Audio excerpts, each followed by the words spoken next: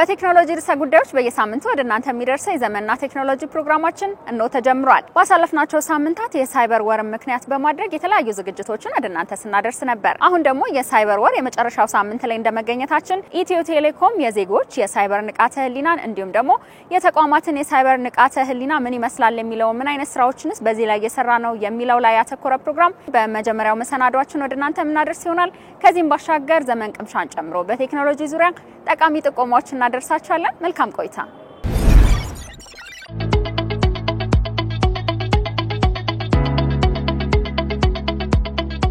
የሳይበር ደህንነት የሚያጠነጥነው ሰዎች ላይ ነው። ሰው ነው የቴክኖሎጂን የፈጠረው፣ ሰው ነው ቴክኖሎጂን የሚጠቀመው፣ ሰው ነው ቴክኖሎጂን ደግሞ ሌሎች ችግሮች እንዳይመጡ የሚከላከለው ወይ ደግሞ ኮንፊገር የሚያደርገው ሰው ነው። በዛው ልክ ደግሞ የማጭበርበር ሂደቱንም የሚሰራው ማለት ነው። ስለዚህ በዋናነት የሳይበር ደህንነት እናስጠብቃለን ስንል 90% the weakest link የሳይበር ደህንነት ላይ ሰው ነው።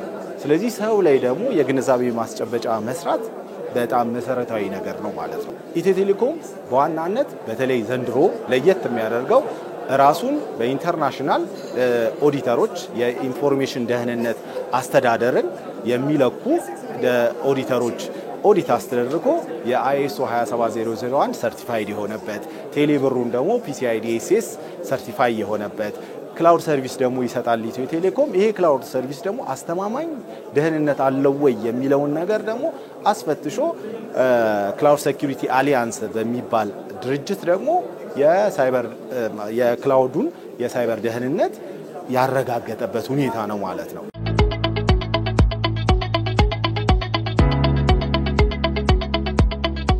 ሳይበር ሴኩሪቲ በጣም ኢምፖርታንት ነገር ነው አንድ ሲስተም ቢልድ ለሚያደርግ ወይም ከቴክኖሎጂ ጋር ላሉ ሰዎች ማለት ነው።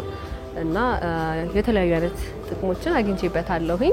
እንዴት ሳይበራችንን ፕሮቴክት እንደምናደርግ የተለያዩ ሴኩሪቲ ፕሮቴክሽኖች እንዴት እንደሆኑ አይቼበታለሁ። እርግጠኝነት ቆንጆ ነገር ተመራለሁ። ከኢትዮጵያ ትንሽ አዌርነስ የሳይበር ሴኩሪቲ ላይ የለም።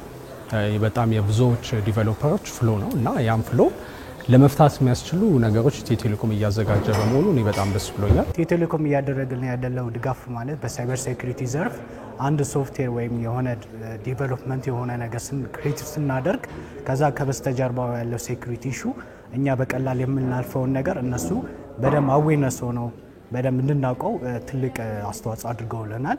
በተለይ ደግሞ አንድ ሶፍትዌር ከመሰራቱ በፊት የሳይበር ሴኩሪቲ ኢሹ መኖር እንዳለበት እና ያንን ኢሹ በአጠቃላይ ፕሮጀክታችን ላይ ማስረጽና ዲቨሎፕ ማድረግ እንዳለብን ተረድተናል። በአዲሱ ኔክስት ሆራይዘን ስትራቴጂያችን ትልቅ አካዳሚ እያሰብን ያለንበት ሁኔታ አለ። አብረን ኢኮሲስተሙ ላይ ካሉት ጋር ኮላቦሬት አድርገን በተለይ ደግሞ የሳይበር ደህንነት ትሬኒንግ ሊሰጡ የሚችሉ የተለያዩ ተቋማት ጋር ኮላቦሬት አድርገን እነዛን ትሬኒንጎች ደግሞ አብረን እኛ ጋር ባሉ ስኪሎች ወደ ሀገራችን ኮንቴክስት ደግሞ እየቀየረን እነዚህንም እንደ ሰርቪስ የምንሰጥባቸው ሂደቶች አሉ ማለት ነው።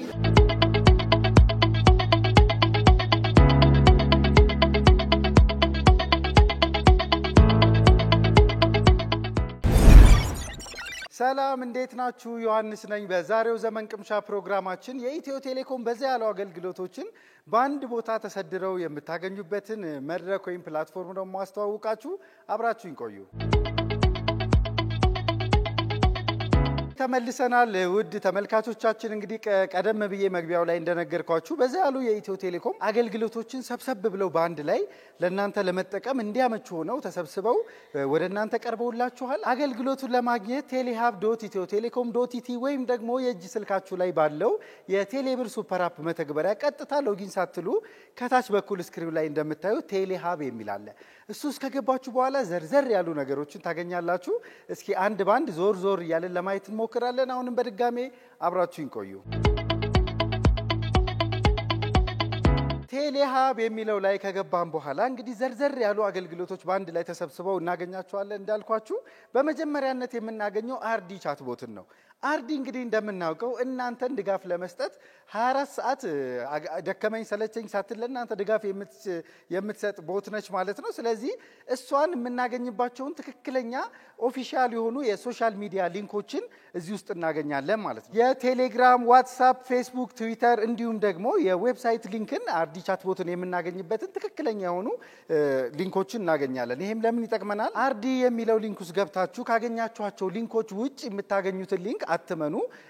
አጭበርባሪዎች ብዙ አይነት ፔጆች ከፍተው የውሸት እናንተ ሊያጭበረብሩ ስለሚሞክሩ ማለት ነው።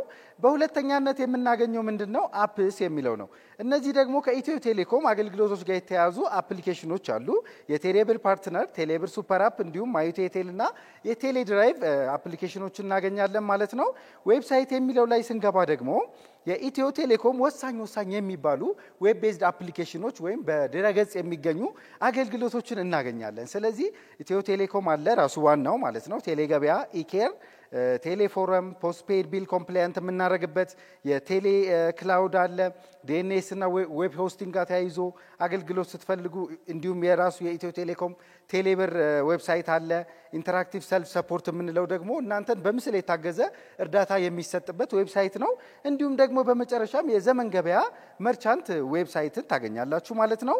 እነዚህ ሁሉ በዌብ በሚለው ውስጥ ወይም ዌብሳይትስ በሚለው ውስጥ የምታገኙት ነው። ሌላው ደግሞ በጣም በሳቢ መልኩ የቀረበላችሁ ዩኤስኤስዲ የሚለው ነው። ስለዚህ እዚህ ጋር አሁን ለምሳሌ ቴሌብር ለመግባት ኮከብ 127 መሰላል አድርገን እንጫናለን አይደል? መጀመሪያ ላይ እንደምታዩት እዚህ ጋር ግን ምንም መጻፍ አይጠበቅባችሁም እናንተ። ለምሳሌ የመጀመሪያውን ኮከብ 127 መሰላልን ክሊክ ሳደርግ ራሱ ይደውልልኛል ማለት ነው። ስለዚህ ኮከብ 127 መሰላል የሚል መጻፍ አይጠበቅብኝም። እንዲሁም ኢትዮ ገበታ፣ ሲአርቢቲ ከኤርታይም ጋር ተያይዞ ከኮል ሲግኒቸር እዚህ ጋር የተዘረዘሩትን እንዳለ አገልግሎቶች በግራ በኩል እንደምታዩት ኮዳቸው የዩኤስኤስዲ ኮዳቸው ተዘርዝሯል። በቀኝ በኩል አገልግሎታቸው አለ። እናንተ እነዛን ሊንኩን ቀጥታ ስትጫኑ ምንም አይነት ኮከብ ምናምን እያላችሁ መሰላል እያላችሁ መጻፍ አይጠበቅባችሁም። እራሱ ስልካችሁ ውስጥ ገብተው ይደውልላችኋል ማለት ነው። ይሄ አንደኛው በጣም ደስ የሚል የቴሌ አፕ ፊውቸር ነው ማለት ነው። ኤስኤምኤስ እንዲሁ ደግሞ 994 822 810 815 እነዚሁም ደግሞ ዩኤስኤስዲ ልክ እንደሚለው እናንተ ክሊክ ታደርጋላችሁ እራሱ ወደ ሜሴጅ መላኪያችሁ ያስገባችኋል ማለት ነው። ስለዚህ እናንተ ሜሴጅ ውስጥ ገብታችሁ ቁጥሩን ከላይ ጽፋችሁ ምናምን ለመላክ መሞከር አይጠበቅባችሁም። ልክ ሊንኩን አሁን ለምሳሌ ለሲአርቢቲ ወይም ጥሪ ማሳመሪያ 822 ይላል አይደለ? 822 ላይ ሜሴጅ መላክ ብትፈልጉ ቀጥታ ክሊክ ስታደርጉ ራሱ ወደ 822 ሜሴጁን ይከፍትላችኋል። ከላይ ስልክ ቁጥሩን 822 የሚለውንም ራሱ ይጽፍላችኋል ማለት ነው። አይቪአር የሚለው ላይ ስንገባ ደግሞ በድምጽ የሚሰጡ አገልግሎቶች ናቸው። እነዚህም ደግሞ ምንድናቸው? እናንተ ደውላችሁ በድምጽ አገልግሎት የምታገኙላቸው ነው። ለምሳሌ ይሄንን ለማግኘት አንድን ይጫኑ፣ እንደዚህ ለማድረግ ሁለትን ይጫኑ የሚባለው እንደሱ በድምጽ የሚሰጡ አገልግሎቶች አይቪአር እንላቸዋለን። ስለዚህ ከነሱ ጋር ተያይዞ ከቴሌብር ጋር ተያይዞ ከኢትዮ ገበታ ጋር 999 822 604 እነዚህም ቅድም ልክ እንዳየናቸው ሁሉ እናንተ መደወል አይጠበቅባችሁም። ቁጥሩ መጻፍ አይጠበቅባችሁም። ሊንኩን አሁን ለምሳሌ ጥሪ ማሳመሪያ ወይም ሲአርቢቲ ይላል አይደል? ልክ ክሊክ ሳደርገው ይሄው ሲም ካርድ ምረጥ እያለኝ ነው እያስደወለኝ ነው ማለት ነው። ስለዚህ ወደ ጥሪ ማሳመሪያ የሚለውን አገልግሎት እየሰማሁኝ ነው ማለት። ስለዚህ እናንተ መደወል ሳይጠበቅባችሁ ይሄ ሁሉ ሰርቪስ እዚህ አገልግሎት አንድ ላይ ተሰብስቦላችኋል ማለት ነው። ወደ መጨረሻዎቹ ስንሄድ ደግሞ የሶሻል ሚዲያ ኮል ሴንተር እና ላይቭ ቻት አሉ።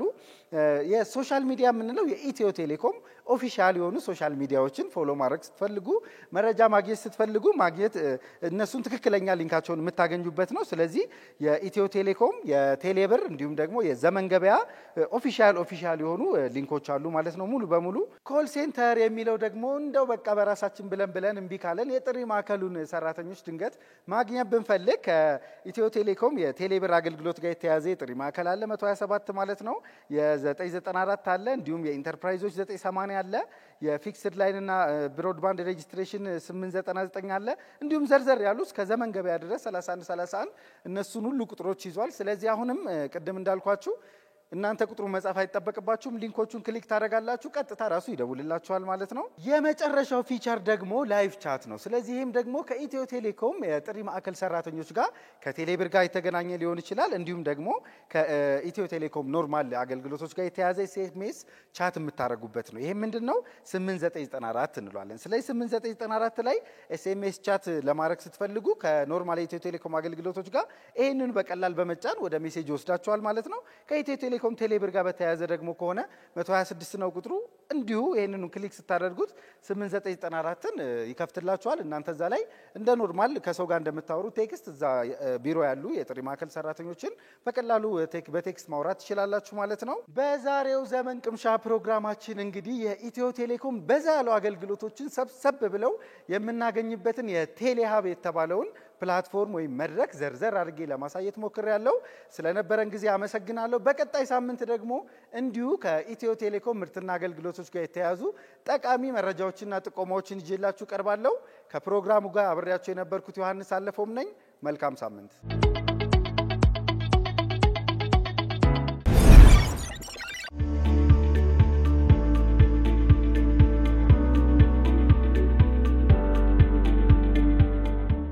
በኮዲንግ ስልጠናው ላይ እና ፓይተን አለ አልጎሪዝም አለ አንዳንድ የኮድ አካዳሚ ላይ ኮድን ብቻ ነው በቀጥታ ገብቶ የሚያሳዩት ይሄ ግን ቀድሞ እና ፍሎ ቻርትን አልጎሪዝምን አስቀድሞ በማሳየት የተለያዩ ነገሮችን በመጀመሪያ ሶልቭ ዘ ፕሮብሌም ከዛ ደን ራይት ዘ ኮድ ነው የተማርነውና መጀመሪያ ፕሮብሌሞችን ሶልቭ ካደረግን በኋላ ከዛ ነው ኮዶችን ምንጽፈውና በጣም ብዙ በውስጡ በጣም ብዙ የታመቁ ነገሮች አሉ ዌብ ዲዛይንም እንዲሁ ሰልጥነናል ኮድ ብቻ አይደለም እነዚህ ነው ይመስላል የፕሮግራሚንግ ስልጠና ተሰጥቶናል ማለትም ኮምፒውተር ፕሮግራሚንግ ሶፍትዌር ዲቨሎፕመንት ፓይተን የተሰጠን ፕሮግራም አንዱ ፓይተን ነው ሌሎቹ ደግሞ ዌብ ዴቨሎፕመንት ናቸው ዌብ ዴቨሎፕመንት ደግሞ ዌብሳይት እንዴት ነው ዴቨሎፕ የምናደርገው ወይም ዌብሳይትን እንዴት ነው የምናበለጽገው የሚለውን በከፍተኛ ደረጃ ነው የተማርነው እሱን ማለት ነው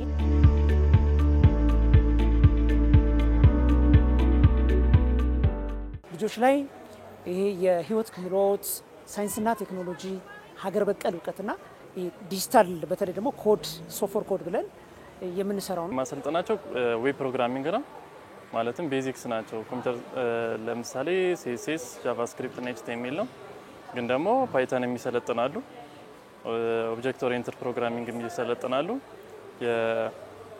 የህይወት ክህሎት የሚሰለጥናሉ ግዕዝም የሚሰለጥናሉ ኪነት የሚሰለጥናሉ ያው ኮምፕሬሄንሲቭ የሆነ ሰመር ካምፕ ነው ሀገር በቀል እውቀት ቴክኖሎጂ ጋር ዘመኑ የሚጠብቀውን የላይፍ ስኪል የህይወት ክህሎት ህፃናት የትኛውን ቦታ ላይ ከሚያሳልፉ አገራቸውን አውቀው በአገር በቀል እውቀት ላይ ያላቸውን ተሰጥኦም አፍልቀው ከሳይንሱ ከቴክኖሎጂ ጋር እንዲሄዱ የማድረግ ፕሮግራም ነው ይሄን ሐሳብ ይዞ ነው የመጣው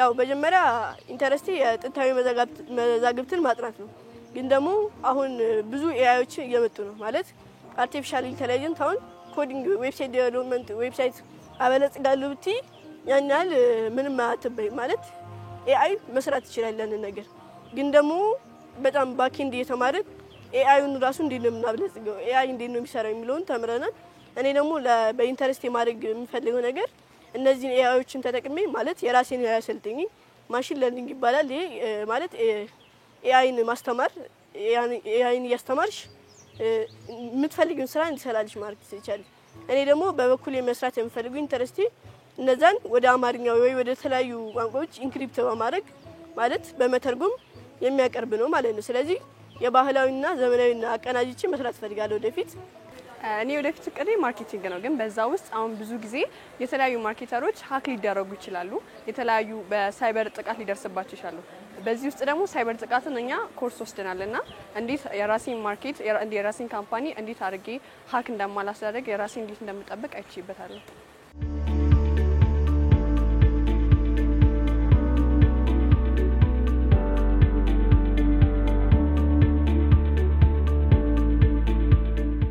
ዓለም አቀፍ ተወዳዳሪ ሆነው የትኛውንም አገር ኢትዮጵያ ወደምትደርስበት ከፍታ ለመድረስ ቀጣይ ደግሞ የሚመጡ ስትራቴጂዎች ወሰብሰብ ይያሉ ቴክኖሎጂው እየሰፋ ዲጂታል ሁሉ ነገር እየሆነ ነው የሚመጣውና ለዛ ዝግጁ ማድረግ early age ላይ ነው ትውልድ ማለት በነገራችን ላይ ሀገር ማለት ነው ትውልድ ስንሰራ የነገውን ሀገር ነው ሳይበር ምንነው ነገ የነገዋን ኢትዮጵያ የምንሰራበት ነው ሁሉ ጊዜ እንደምንነው የሳይበር ምህዳሩ እንግዲህ ዓለም አንድ የሚያደርግበት ግብይቱ የዕለት ተዕለት እንቅስቃሴዎቻችን ምህዳሩ ሰፊ ስለሆነ ይሄን የሚያዋጁ ልጆች ደግሞ ፋውንዳሜንታሊ መስራት ነው ልጆች ላይ በሰራን ቁጥር የኢትዮጵያ የዲጂታል ሉዓላዊነቷን ማረጋገጥ ብቻ ሳይሆን ዲጂታል ኢኮኖሚያችንን ይጨምራል በልጅነታቸው መሰረት ከጣልንባቸው ለምሳሌ ሃይ ስኩል ሲገቡ ወይም ዲግሪ ፕሮግራም ውስጥ ሲገቡ አይከብዳቸውም ሁለተኛ ደግሞ ያው እንደ አርሚም ይሆናሉ ብዬ አስባለሁ ለሀገሪቷ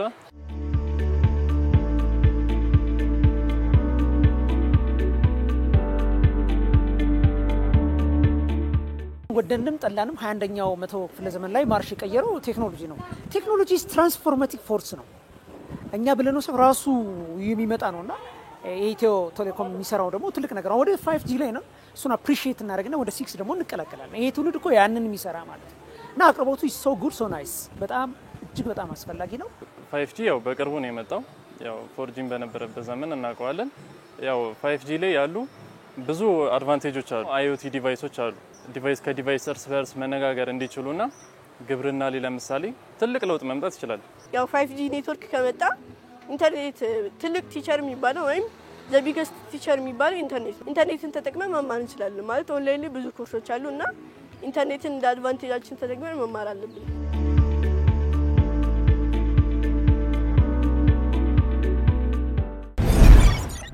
ሰላም እንዴት ናችሁ? ዮሐንስ ግርማ እባላለሁ። በዛሬ ፕሮግራማችን ላይ የምንመለከተው እነዚህ ሁለት ታዋቂ ሜሴጂንግ ፕላትፎርሞች ቴሌግራም እና ዋትስአፕ። በእነዚህ ሁለት ሜሴጂንግ ፕላትፎርሞች አዳዲስ ፊቸሮች መጥተዋልና ለእናንተ በዚህ ፕሮግራም አንድ ባንድ እናያቸዋለን። አብራችሁን ቆዩ። የመጀመሪያው ሜሴጂንግ ፕላትፎርም የምንመለከተው ቴሌግራም ከሌሎች ሜሴጂንግ ፕላትፎርም ለየት የሚያደርገው በጣም ብዙ ፊቸሮች በየጊዜው ፕላትፎርሙ ላይ ያስቀምጣሉ። ይህንንም አፕ ቱ ዴት ለመሆንና ሬጉላርሊ እነዚህን ፊቸሮች መከታተል ከፈለጋችሁ ቴሌግራም የራሱ አካውንት አለው ውስጥ ቴሌግራም ላይ ማለት ነው። ይህንን ብዙ ጊዜ ልታገኙትም ትችላላችሁ። አንዳንዴ ቴሌግራም ሎጊን ስታደርጉ ቬሪፊኬሽን ኮድ የሚሰጥበት ቴሌግራም አካውንት ወይም ቴሌግራም አካውንታችሁ ላይ ሰርች ባሩ ላይ ቴሌግራም ብላችሁ ሰርች ስታደርጉ ራሱ የቴሌግራም ቻናልን ታገኛላችሁ። በዛ ውስጥ በስቶሪ መልክም ሆነ ወይም በፖስት አዳዲስ ፊቸሮቹን እዛው ማግኘት ትችላላችሁ። ከቴሌግራም ሜሴጂንግ ፕላትፎርም አዳዲስ ፊቸር የመጡት 3 እንመለከታለን። አንደኛው ከቤተሰቦቻችሁ ወይም ከጓደኞቻችሁ ጋር ግሩፕ ኮል ላይ ከሆናችሁ በፊት በቴክስት መልክ ኮሜንት ወይም ቴክስት መጻፍ አትችሉም ነበር። ስትሪክትሊ ንግግር ብቻ ነበር። አሁን በቴሌግራም አዲስ አፕዴት እዛው ግሩፕ ኮሉ ላይም ሆናችሁ ኮሜንት መጻፍ ትችላላችሁ። ሁለተኛ ፊቸር የምንመለከተው ቴሌግራም ላይ አዲስ የቴሌግራም ኮንታክት ሴቭ ስታደርጉ በፊት ያላችሁ ላይ ተጨማሪ ኖት ስለዛ ሰው መጻፍ ከፈለጋችሁ ስለነሱ ፕሮፌሽን መጻፍ ትችላላችሁ። ወይም ያንን ሰው የት እንደተዋወቃችሁ ኖታችሁን ብቻ ከዛ ኮንታክት ስር መጻፍ ትችላላችሁ። ሶስተኛውና መጨረሻው ኮንታክታችሁን ሞር ከስተማይዝ ለማድረግ የተለያየ ከለር ባክግራውንድ ማስቀመጥ ትችላላችሁ። የእናንተንም ወይም የሰውን ባክግራውንድ ማሳመር በምትፈልጉበት ጊዜ በዚህ አዲስ ፊቸር መገልገል ትችላላችሁ። ቀጣይ ሜሴጂንግ ፕላትፎርም የምንመለከተው የዋትስአፕ ነው። ዋትስአፕ ላይ ልክ እንደ ቴሌግራም 3 አዳዲስ ፊቸር ጨምሯል። እዚህ ፕሮግራማችን ላይ አንድ ባንድ እናያቸዋለን። አንደኛው ፊቸር ዋትስአፕ ላይ የመጣ ሪኩዌስት አካውንት ኢንፎ ነው። ይህንንም የምታገኙት የዋትስአፕ ሴቲንጋችሁ ውስጥ እንደገባችሁ አካውንት ትመርጣላችሁ። እዛ ውስጥ ሪኩዌስት አካውንት ኢንፎ የሚል ኦፕሽን አለ። እዛ ውስጥ ትገባላችሁ። የዚህ ፊቸር ዋናው ዓላማው የእናንተን ሙሉ ለሙሉ የቻት ሂስትሪያችሁን በዶኪመንት መልክ አዘጋጅቶላችሁ ለናንተ ዳውንሎድ የሚሆን ፋይል ያቀርብላችኋል። አንዳንድ ሰዎች ለሴኩሪቲም ሆነ ወይም ዋትስአፕን ሙሉ ለሙሉ አቁሞ ግን ቻት ሂስትሪው እንዲቀመጥ ከፈለጋችሁ በዚህ መልክ የናንተን ቻት ሂስትሪ ማስቀመጥ ትችላላችሁ። ሁለተኛው ፊቸር እዚህ ፕሮግራም ላይ የምናየው አቫታሮች ናቸው። አቫታር በዋትስአፕ ሜሴንጀር ዋናው ጥቅሙ የናንተን ፕሮፋይል ፒክቸር ላይ የራሳችሁን ፎቶ ማድረግ ካልፈለጋችሁና በአሻንጉሊት መልክ የራሳችሁን መልክ ያለውን አኒሜትድ የሆነ ፕሮፋይል ፒክቸር እንዲዘጋጅላችሁ ከፈለጋችሁ ዋትስአፕ የራሳችሁን ፎቶ አንስቶ ወይ ማኑዋሊ ይህንን አቫታር ክሬት ማድረግ ትችላላችሁ። ሶስተኛውና የመጨረሻው የዋትስአፕ ፊቸር የምንመለከተው ፓስኪ ክሬት ለማድረግ ማለት ነው። ይህም ምንድነው ብላችሁ ብትጠይቁ የእናንተን ዋትስአፕ አፕሊኬሽን ዝም ብሎ ቀጥታ ከሚገባ ስትከፍቱ በፓስወርድ ወይም በፊንገርፕሪንት እንዲገባ ማድረግ ትችላላችሁ። ይህንን በማድረግ የእናንተ ዋትስአፕ ሜሴንጀር አካውንት የበለጠ ሲኪዩር እንዲሆን ያገለግላል። ተመልካቾቻችን በየሳምንቱ ወደ እናንተ የሚደርሰው የዘመንና ቴክኖሎጂ ፕሮግራማችን የዚህ ሳምንት የተከታተላችሁትን ይመስል ነበር። ሳምንት በአዳዲስ ርዕሰ ጉዳዮች ወደ እናንተ እንመጣለን። መልካም ሳምንት።